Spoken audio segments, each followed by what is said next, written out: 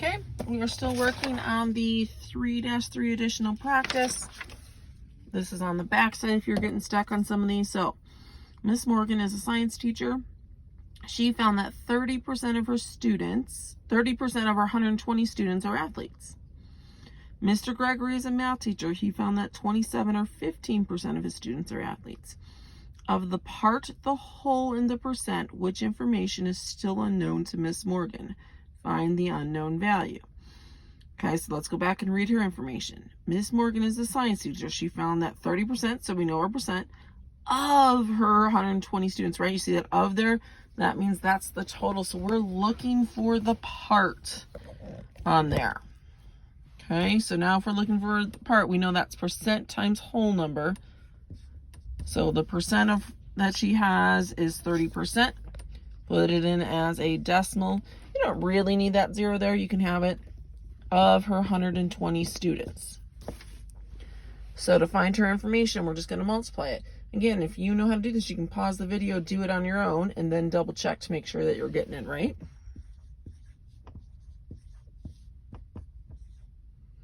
Again, you don't really need these zeros here. I normally skip this, but if that helps you, fantastic.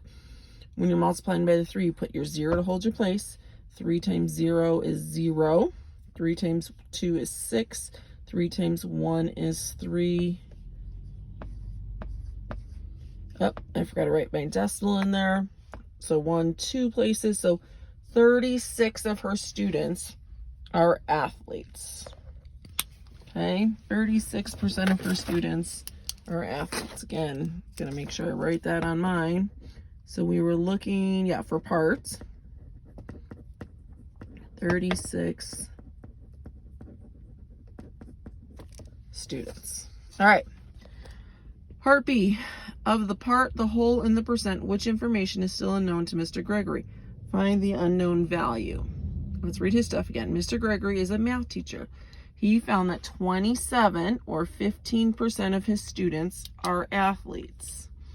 Okay, so we definitely got the percent there. He found that 27 or 15%, right? So that means we've got the part. We're looking for the whole on his. So whole is going to be part divided by percent. So he had, part was 27 over 15, but remember we move it once, twice, so it's 0.15. So again, long division on this. 27 divided by 1500. So we're going to move the decimal once, twice. We're going to fill that in with zeros. 15 goes into 27 once. 1 times 15 is 15.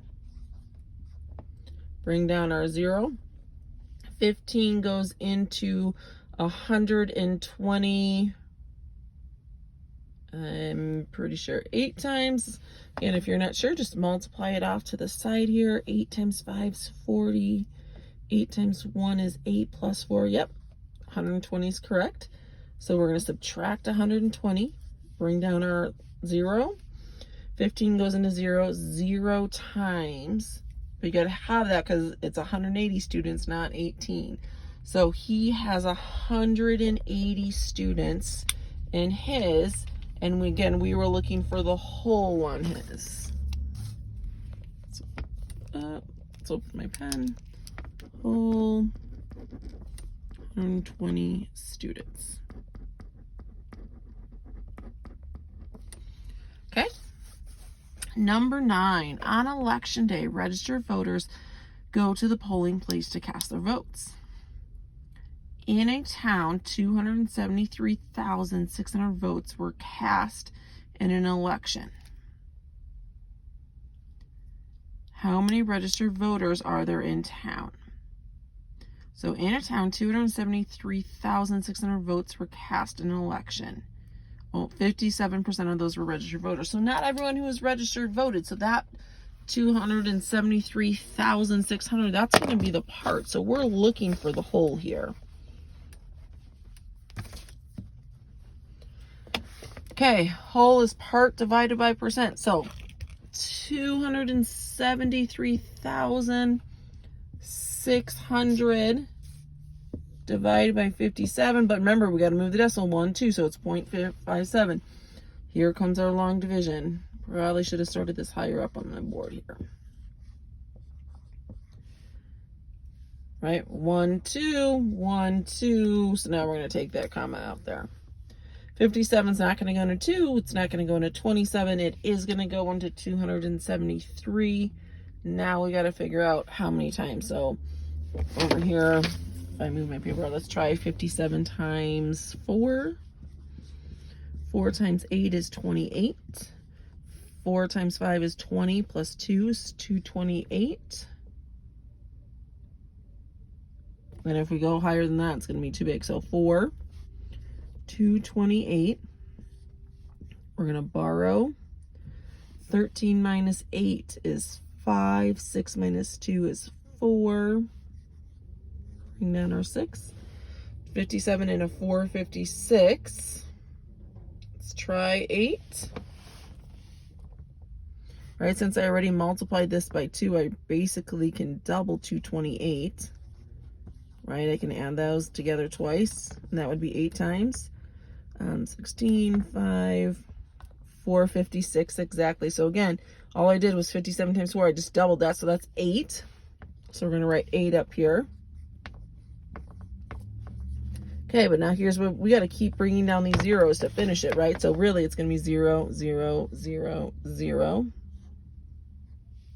So 480,000 people are registered to vote in that town.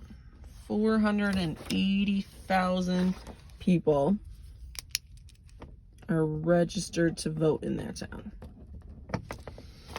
All right. Part B. Reese claims that if 60% of the registered voters cast 273,600 votes, there would be fewer registered voters than above. Is he correct? Why or why not? Okay, so this one we just got to think through. You don't actually have to do math. Reese claims that if 60%, so remember it was 57% here, of the registered voters cast was the same number as above, there would be fewer registered voters than above. Right, so this was 57%. So now if all of a sudden this was 60%, right, it's going to mean fewer voters. So like you could actually go and do the division to know that you're going to get a smaller number up here. But anytime you're putting a bigger number in there, this is going to be smaller. So there's going to be less voters because it's a higher percent. Less, I should say, registered voters.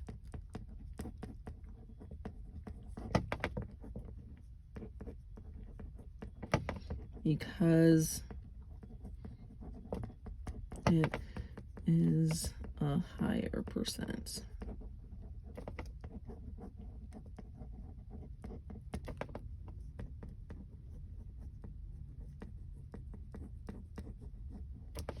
Okay, so there will be less registered voters because it is a higher percent. Okay, question number 10. A student answers 90% of the questions on their math exam correctly. If he answers 27 correctly, how many questions are on the exam? All right, so that means we've got the parks. He gets 27 out of so many correct, and it's a 90%. So we're looking for the whole, so that's part, so 27 divided by 90, but we have to move the decimal 1, 2, so we're going 27 divided by 0.90 or 90 hundredths. Move it once, twice, so we're going to move this once, twice, so we're going to put zeros in that. 90 goes into 2, nope. 90 goes into 27, nope. 90 goes into 270, yes, 3 times. As 9 times 3 is 27, plus you got that 0. 90 goes into 0. How many times? 0. So there were a total of 30 questions on that math test. 30 questions on that math test.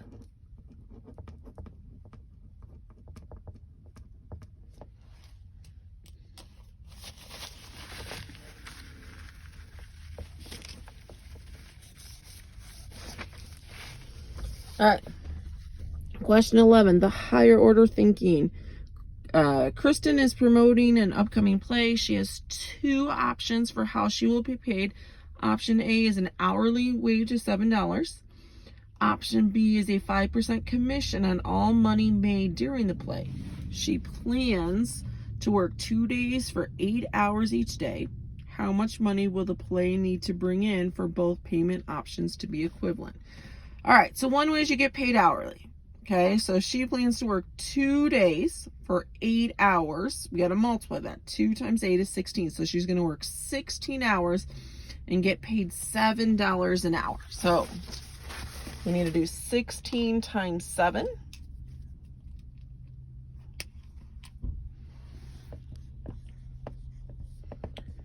Seven times 2 is 42. Carry your 4. 7 times 1 is 7. Plus 4 is 11. So she's going to make $112 if they just pay her hourly. Okay. Her other option is to do commission. So what commissions means, right? So here, what is she doing? Upcoming play. Commissions on all the money made during the play. So it's like ticket price sales, right? So if there are lots of tickets are sold, she's going to get 5% of whatever comes in money-wise for the play. And so now we know the parts because she wants to make equivalent. She wants to make $112. And we know the percent, so we're looking for the whole. So it's parts, so 112 over the percent, which is 5% commissions. So remember 5, we're going to go once, twice, so that's why it's 0.05. And then we're just going to do our long division. It's a good thing we're getting good at this. Once, twice, so we're going to add in our 2 zeros. Here's the rest of our board there. All right, 5 doesn't go into 11. 5 doesn't go into 1. 5 does go into 11 twice. That's 10. 5 goes into 12 twice. 5 goes into 20 4 times. Still that last 0. 5 goes into 0 times. So the play would have to make $2,240 for her to make $112. Okay. So how much money will the play need to bring in for both payments to be equivalent? And we said $2,240 for it to be equivalent, right? And so then what she would decide is, hey, does she think that's reasonable? Does she think that the play will bring in that much? Or should she take the hourly pay? All right, last question here. A photocopier is making reduced copies of a photo that measures 25 centimeters in height. The height of the first copy is 80% of the height of the original. Okay, we're just going to pause on that. Taking a picture, right? And we're going to shrink it down. So the original is 25 centimeters in height. But now the height of the first copy is only 80%. So we've got the original and we've got the percent. So we're looking for the parts.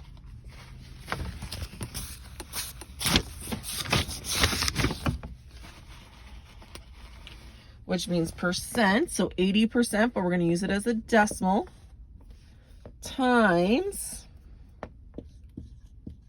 25. And it doesn't really matter what goes on top. If there's like a 0 here, I like to do that because I normally skip that row 0. So when I'm multiplying by the 8, you put a 0 to hold it in place. 5 times 8 is 40. 8 times 2 is 16 plus 4 is 20. 2 digits in my problem that are behind the decimal. So we go 1, 2. So first one is going to be 20 centimeters. Okay. Our first photocopy is going to be 20 centimeters. Okay, part B. What is the height of the photo in the second copy? Explain your answers. Now, we got to go back and finish reading the word problem. Another copy is made using the first copy, and the height of the copy is 85% of the height of the first copy. So we got to take our answer, right? Which means hopefully we were correct. So we're going to take 20 centimeters. And this time, same thing. We're going to find the parts, but our percent's different. It said it was 85% of the second one. So 0.85 times 20.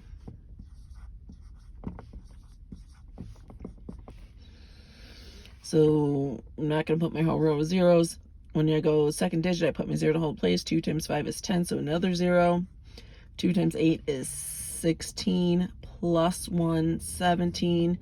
2 digits behind, 1, 2 digits here. So we're looking at 17 centimeters for the height of the second one. Okay, so there you go. That's the entire 3-3 worksheet.